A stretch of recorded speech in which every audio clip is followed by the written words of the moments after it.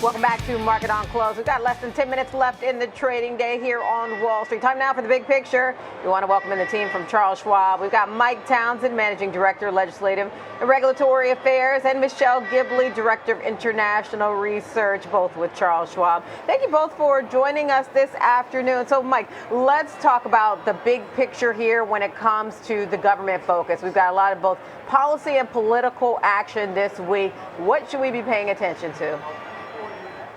Yeah, Diane, it's a crazy week in Washington. Very interesting for policy and political junkies like me. We've got Super Tuesday primaries on Tuesday, which will probably wrap up the Republican portion of the presidential race. Probably from the market's perspective, though, most people will have their eyes on Wednesday and Thursday when Fed Chair Jerome Powell testifies on Capitol Hill. He'll talk about the state of monetary policy. He'll take a lot of questions from lawmakers about when rate cuts are going to start. Probably won't give too much away, but he'll also talk about other issues that members bring up, like bank regulation and policies around the debt and the deficit. So that's definitely something the market is going to be watching. And then on Thursday, we have the president's State of the Union address, which is certainly going to be closely scrutinized as he kind of shifts into re-election campaign mode for full time. And then Friday, we have another government shutdown deadline. So it's going to be a busy, busy week here in Washington. Now to the international picture. We're just talking about the domestic picture and what we're paying attention to, both on the policy and political front. But Michelle, let's talk about what's happening overseas, particularly in Asia. We've seen shares in China gain some steam going into China's National People's Congress. What's the reaction that we're expected to come out of that in terms of a market reaction? Well, Super Tuesday is not just a U.S. phenomenon. We'll get one in China this week. And it starts tonight, the long-awaited National People's Congress. It lasts a week. Chinese stocks are up 11% from the bottom about a month ago. So, there is some hopes. The Chinese government started stepping up measures to address the pessimism in its economy. But this crisis of confidence really likely needs some more forceful and broad-based policies rather than continuing the muted and targeted approach taken so far. And now that, the bar is higher with stocks higher, the NPC meeting could be greeted by a sell the news event, unless Beijing is really able to provide a bazooka of stimulus and surprise markets.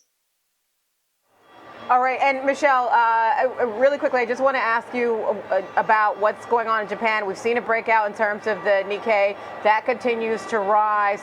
What is the outlook when it comes to where Japan is in its economic and market landscape?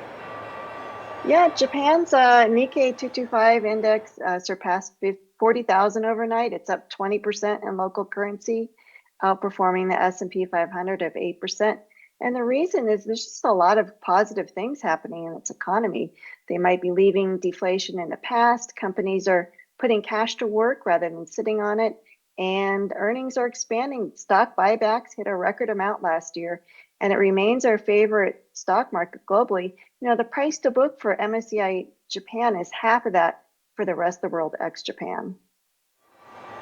All right, Mike, I want to circle back to you. We've got, again, this big week in politics. We had some concerns about the potential for a partial government shutdown. We have, come back to this conversation again and again. But you had these half dozen appropriations bills that passed over the weekend. Why does it matter? And could it set the stage for avoiding a potential partial shutdown? Yeah, Diane, it looks like we are moving towards getting those 6 bills that they announced over the weekend passed, and that will avoid a partial shutdown that would start on Saturday. The more worrisome deadline is a couple weeks out, March 22nd, because that's when the really complicated, controversial big bills, defense, homeland security, labor, and health and human services, always much more controversial, and they represent about 73% of the federal budget. I think those are going to be harder. I think we still have a risk of a partial shutdown later in the month, but I think they'll get the initial tranche done here by the end of the week.